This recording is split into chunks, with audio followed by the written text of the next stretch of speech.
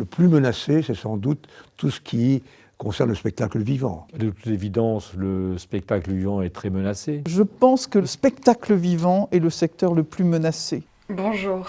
Je crois qu'on est tous d'accord pour dire que c'est une période très compliquée pour le théâtre et pour le spectacle vivant. C'est pour ça que je vous ai mis les interventions des trois ministres de la Culture, parce que tout le monde est au courant que c'est très compliqué pour le théâtre en ce moment. Et je voulais un peu revenir sur tout ce que j'entends en ce moment, notamment sur le caractère essentiel de la culture, mais en me focalisant sur le théâtre parce que c'est l'art que je connais le mieux. Et donc pour moi le théâtre n'est pas essentiel, mais je vais vous expliquer pourquoi. Ne partez pas tout de suite, tout va bien se passer, on va être dans la nuance, on va être dans la bienveillance, c'est le principe de ma chaîne. Pourquoi, quand il y a des articles de journaux qui parlent des théâtres, des cinémas qui souhaitent à tout prix réouvrir, pourquoi à chaque fois on a des commentaires qui disent « Oui, c'est bon, tout le monde fait des efforts, vous pouvez en faire autant ». Pourquoi, pour la plupart des personnes, le théâtre ne fait pas partie des choses essentielles? Eh bien, pour ça, j'ai lu il y a quelque temps L'art impossible de Geoffroy de la Garnerie, et j'ai envie de vous en lire des passages parce que ça m'a beaucoup éclairé sur la non-essentialité du théâtre, et pourquoi, pour certaines personnes, le théâtre n'est pas essentiel. Donc là, c'est un extrait qui parle des musées, mais on peut totalement le calquer sur le théâtre et sur le spectacle vivant. Dans L'amour de l'art, Pierre Bourdieu affirme que la fonction d'un musée est d'établir une frontière d'autant plus puissante qu'elle est invisible et officiellement inexistante entre ceux qui se sentent habilités à entrer dans le monde de l'art, qui y sont à l'aise, et ceux qui, de l'autre côté, se sentent exclus, illégitimes et reconnaissent la supériorité culturelle, et donc humaine, des classes qui fréquentent ces lieux. Un musée ne sert pas à exposer des œuvres, mais à installer une démarcation entre des élus et des déchus. Le plaisir esthétique, le plaisir que l'on éprouve en allant au musée ou en regardant une œuvre, c'est en fait fondamentalement le plaisir de la distance de classe avec celles et ceux qui ne sont pas là et ne sont pas capables d'accéder à ce type de jouissance. Il n'y a pas de valeur intrinsèque de la culture, il ne faut fétichiser ni la culture, ni les livres, ni les œuvres d'art. Si ces objets ne se donnent pas pour projet de mettre en question le monde, s'ils n'interrogent pas les dispositifs dont ils sont les acteurs, ce n'est même pas qu'ils agissent dans le sens de la perpétuation des structures d'élimination, ils sont la violence, ils sont ces structures d'élimination. Et je pense que c'est pour ça que le théâtre n'apparaît pas comme essentiel pour tout le monde, parce que des gens se sentent exclus.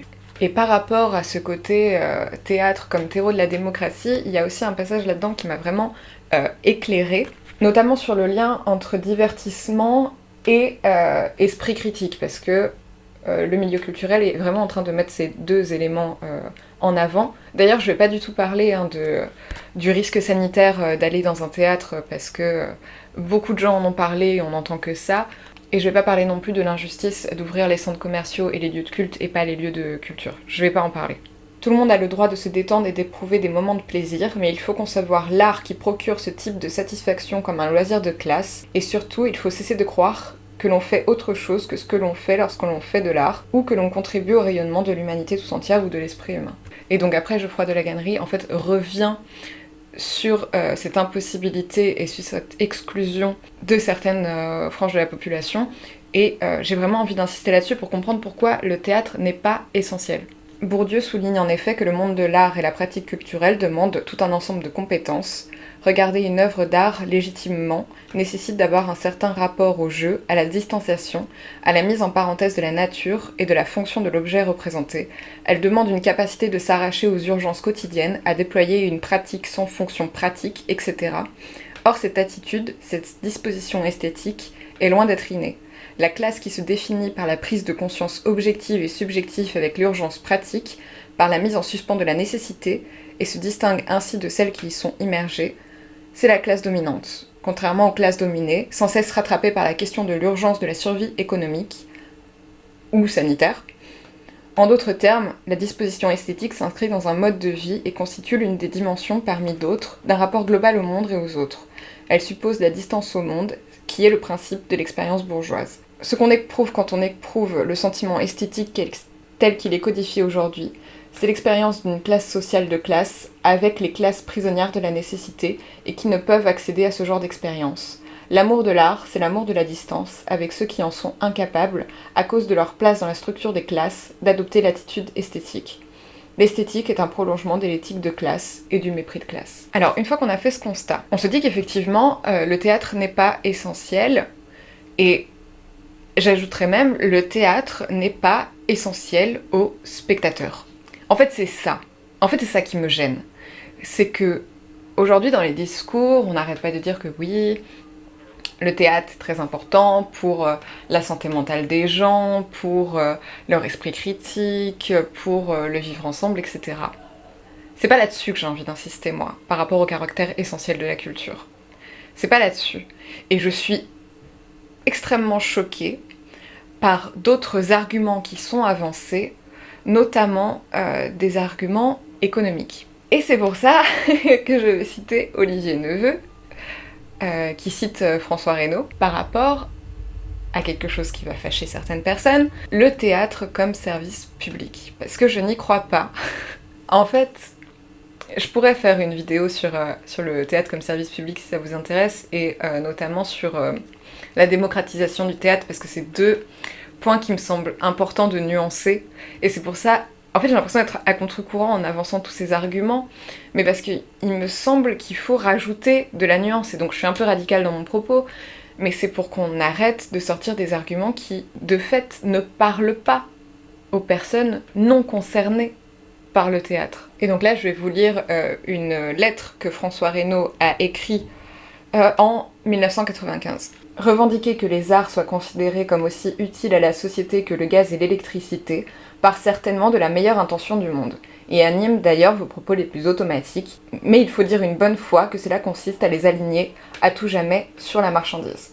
Je mets en question l'idéologie du service public qui consiste à faire croire aux sujets, citoyens et contribuables qu'un théâtre est indispensable comme l'école et la poste.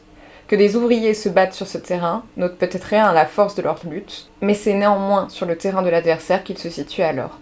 Après tout, cela ne veut rien dire d'autre, sinon qu'ils veulent servir quelqu'un ou à quelque chose. Et donc après, Olivier Neveu ajoute « Un service public n'est pas nécessairement indispensable, la remarque de Villard ne vaut pas comme définition. Qui décide et pour qui de l'indispensable ?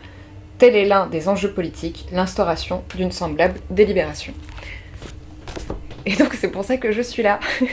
Et donc en fait ça me choque que des artistes, aujourd'hui, disent au gouvernement et aux politiques il faut ouvrir car on contribue à l'économie et notre ajout au PIB est supérieur à l'automobile. Est-ce que vraiment on a envie de dire que l'art est utile à la société parce qu'il est rentable ?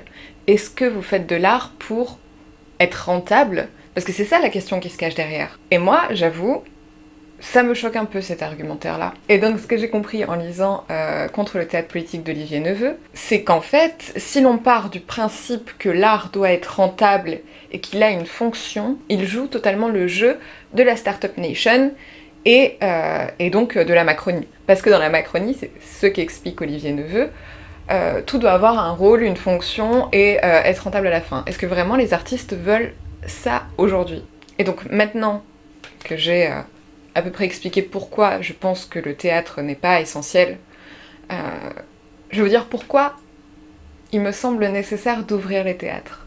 Parce que c'est deux choses qui sont complètement différentes pour moi. Je pense qu'on est tous aujourd'hui d'accord que le théâtre est quand même un loisir de classe aisée et de classe bourgeoise. C'est pour ça que je vous ai lu Geoffroy de la Gannerie juste avant. En fait, il faut jamais oublier que derrière chaque loisir de classe privilégiée, il y a des personnes précaires qui travaillent. Et donc aujourd'hui, ce que j'ai envie de faire avec cette vidéo, c'est de donner la parole à des gens qui sont précaires, qui travaillent avec des personnes précaires et à qui on ne donne pas nécessairement la parole. Et donc j'ai eu le metteur en scène Benjamin Baroux-Crossman au téléphone qui m'a expliqué la nécessité de laisser les lieux de culture ouverts, notamment dans les quartiers populaires. Et donc je vais vous laisser avec cet entretien qui est assez passionnant, et c'est pour ces gens-là en fait que j'ai envie de me battre pour l'ouverture des théâtres. Moi en tant que spectatrice, c'est pas nécessaire à ma vie d'aller au théâtre. Et j'ai envie d'insister sur le caractère essentiel de ce genre de travaux. suis comédien et metteur en scène, et avec ma compagnie de théâtre TBNTB, on intervient dans les quartiers prioritaires de Agde, Perpignan et Alfortville. Depuis le confinement, on ne peut plus répéter avec les comédiens amateurs, puisque dans les mesures, c'est les artistes qui peuvent continuer à répéter, mais avec les amateurs, là, on ne peut pas. Donc, les difficultés, c'est que comme moi, je mène tout un travail où je mêle des comédiens professionnels avec des comédiens amateurs, et ben depuis maintenant, on va dire 2 mois, et ben je suis arrêté dans mon processus créatif, puisqu'on devait faire la première de mon spectacle dans le quartier prioritaire d'Agde le 19 décembre, et donc on était dans la dernière ligne droite, et avec le confinement, on a été obligé d'arrêter. Et ce que j'ai dit dans une tribune ligne que j'ai écrit pour scène web qui s'appelle Pour un théâtre populaire, c'est l'idée que les comédiens amateurs de ces quartiers prioritaires sont les plus impactés par la crise. On le sait bien, c'est-à-dire les gens les plus pauvres, ceux qui se retrouvent dans des petits appartements, parfois à 4 dans des 30 mètres carrés, puisque par exemple, malheureusement, le quartier Saint-Jacques à Perpignan est un des quartiers les plus pauvres de France, donc il y a des conditions d'extrême pauvreté. On voit bien que eux en ont encore plus besoin, que souvent chez eux c'est quelque chose de l'ordre de la survie, de pouvoir s'exprimer, de pouvoir purger leurs émotions, et on oublie aussi tous les dommages collatéraux créés par le Covid. Parce que certes, ça crée des morts, puisqu'il y a eu des morts au quartier Saint-Jacques à Perpignan, notamment dans la communauté gitane, mais il y a eu tous les dommages collatéraux, qui est de rester enfermé dans des petits appartements, qui est de pas pouvoir purger ses émotions à travers les répétitions du spectacle, où il y avait beaucoup de comédiens amateurs issus de ces quartiers prioritaires. Comme je dis, il y a des femmes seules avec des enfants dans le spectacle, il y a des comédiens professionnels, il y a des éducateurs, il y a des jeunes, il y a des gens en très grande précarité, il y a des bourgeois, il y a des non-bourgeois, il y a des croyants, il y a des non-croyants. Donc vraiment, c'est une création qui se crée avec les habitants. Et donc j'étais assez juste par rapport à vos propos, puisque vous défendiez que souvent dans ces quartiers, de venir avec une pièce de théâtre, c'est peut-être pas la meilleure solution. Donc moi, c'est vraiment, j'écris le spectacle à partir de leurs propositions, à partir de leur vécu, à partir des problématiques du territoire. Donc à Agde et Perpignan, il y a beaucoup de gens issus de la culture gitane. Donc j'ai inclus cette culture dans mon spectacle, et voilà, on a été arrêté, et alors que nous on répète, puisque on voit bien la terrible crise sanitaire qu'on subit, on voit bien que les quartiers prioritaires, les gens issus de la diversité, subissent encore parfois plus frontalement cette crise, puisqu'ils sont dans des conditions plus précaires, et qu'ils n'ont pas toujours la possibilité d'aller dans une maison secondaire avec jardin, et que du coup, quand on est dans ces conditions-là, on a encore plus besoin d'être dans un rapport artistique. Et puis j'étais assez surprise il y a peu de temps en écoutant tous les discours, que ce soit de Philippe Torreton, de Charles Berling, de Nicolas Briançon, qui parlaient de l'impact économique évidemment de la fermeture des théâtres. Souvent quand même, ils parlaient des jeunes compagnies et de la nécessité pour ces jeunes compagnies de rester ouvertes et tout ça. Sauf que je les entendais pas, ces jeunes compagnies. Et donc j'ai décidé de leur donner la parole, et on s'est appelé, et je vais vous laisser avec leur témoignage. Ça va vraiment pas très bien. Non, c'est difficile pour nous parce qu'on a déjà beaucoup de mal à avoir de la visibilité, en fait, tout simplement. Pour nous, la compagnie, on était programmé en mars 2020 du coup. Ouais. Donc on a été reprogrammé en janvier 21. Donc on sait toujours pas si finalement on va jouer. On était programmé dans un petit théâtre de Nîmes, dans le Gard, qui a failli fermer déjà au premier confinement, parce que c'est un petit théâtre privé quoi. Là on sait pas si ça va jouer, et si ça joue pas, donc on est reprogrammé sur la saison prochaine. Et le problème c'est que tenir un projet comme ça du coup qui s'étale sur autant d'années, arriver à faire venir des programmateurs qui sont eux aussi pour les autres théâtres, de toute façon là je pense qu'ils ont tous le moral dans les chaussettes, et qu'ils essayent eux aussi de gérer un peu leur barque comme ils peuvent, et du coup ils n'ont pas le temps de venir voir les nouvelles créations, les nouvelles compagnies. De toute façon il y a un effet bouchon qui va se faire et qui est déjà en train de se faire. Donc c'est vrai qu'on est un peu sur le banc de touche en fait. Et c'est dur parce qu'on sait que nous on va subir ça pendant quelques temps encore quoi. Je pense au moins 2 ans, le temps que tout rentre dans l'ordre. Et le problème c'est que déjà de base c'est difficile de se faire une place, on va dire, d'avoir un minimum de reconnaissance et de réseau surtout. Donc là, il faut s'armer de courage et de patience et attendre que ça passe. Mais c'est vrai que financièrement, il faut quand même qu'on arrive à tenir le choc, émotionnellement aussi. Donc c'est super dur, quoi, c'est clair. Là, je suis dans 2 spectacles. Je suis dans un spectacle musical qui s'appelle Illusion Nocturne, qu'on va jouer à la Folie Théâtre. Et dans un autre spectacle qui s'appelle Ferry, 5 pièces en un acte de Sacha Guitry, dont je suis le chef de projet, qui va se jouer avec ma compagnie, qui est une jeune compagnie qui est passée professionnelle ce mois-ci. En vrai, ça se joue fin janvier, et en fait on fait comme si ça allait se jouer. On peut pas s'arrêter et se dire peut-être que ça va pas se jouer, il y a un risque, etc. Sinon autant ne rien faire, quoi. Et ça serait la mort de ce qu'on fait, quoi, de notre métier. Donc on continue, on verra ce qui se passera. On pourra toujours repousser, mais ce qui m'inquiète aussi, surtout, c'est par rapport à un éventuel festival d'Avignon, par exemple, faire une moitié de jauge, ça paraît compliqué financièrement, et notamment pour le lancement de ces spectacles à fin janvier, toute la promo, tout ce qui est impression des affiches, flyers, etc., avec marqué des dates dessus. Ça aussi, c'est assez difficile d'anticiper ça s'il y a un autre report. Nous, avec la compagnie, on devait présenter nos spectacles début décembre. Les 2 et 3, et c'était les premières dates du spectacle.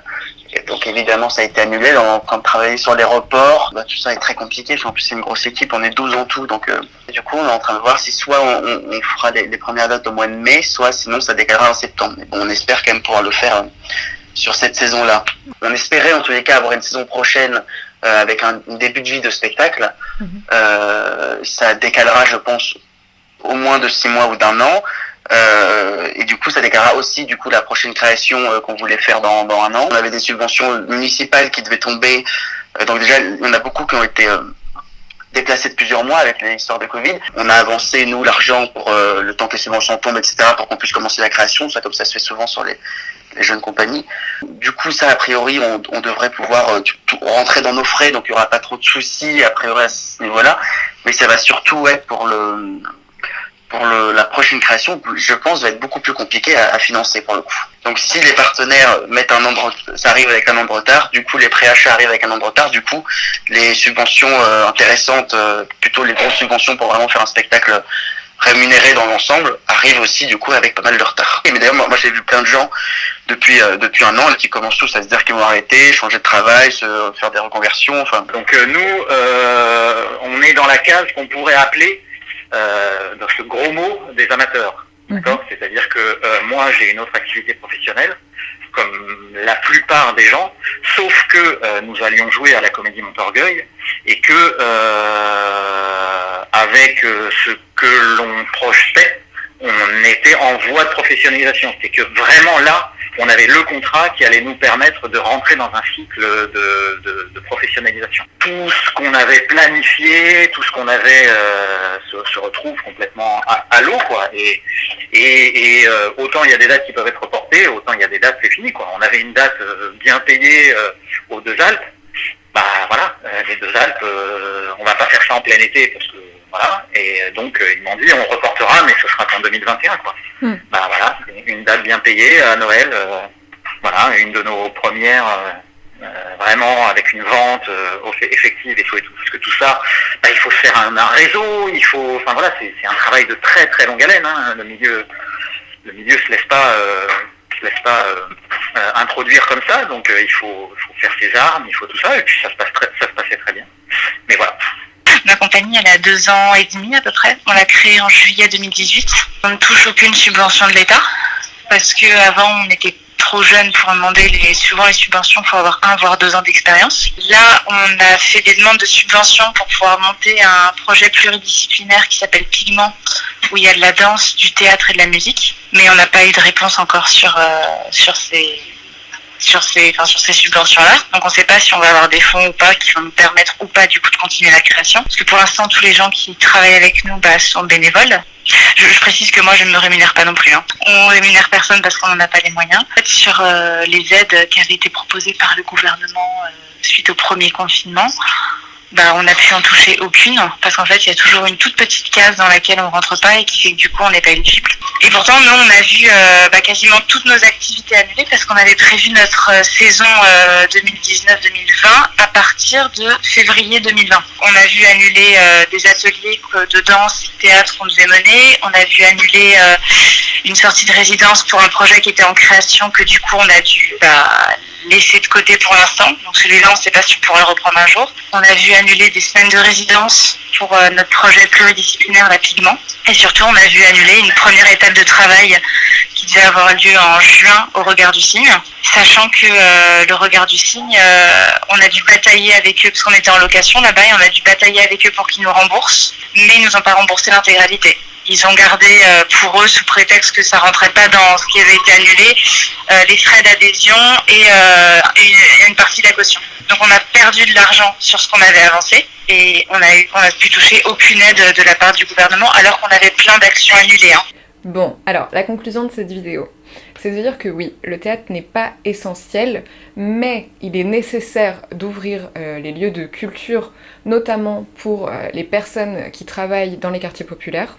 Ça me semble évident, et notamment pour les jeunes compagnies et tout ça qui risque vraiment de s'écrouler et qui risque de disparaître aussi. Je m'en fiche de savoir que le théâtre est nécessaire à la démocratie, je me fiche de savoir que des spectateurs aisés ne vont pas pouvoir voir 36 spectacles par mois. C'est pas ça l'important, je crois, aujourd'hui. L'important c'est de soutenir les petites structures et toutes les personnes en fait qui font la vie culturelle, et c'est vraiment là-dessus que je voulais insister. Sur ces personnes précaires, parce qu'on les oublie, ou alors on les nomme rapidement et c'est tout. Et donc évidemment il faut encore s'interroger sur le caractère essentiel de la culture pour certaines personnes, savoir pourquoi on privilégie les lieux de culte aux lieux de culture. Ça me semblait important de remettre un peu de nuance là-dedans.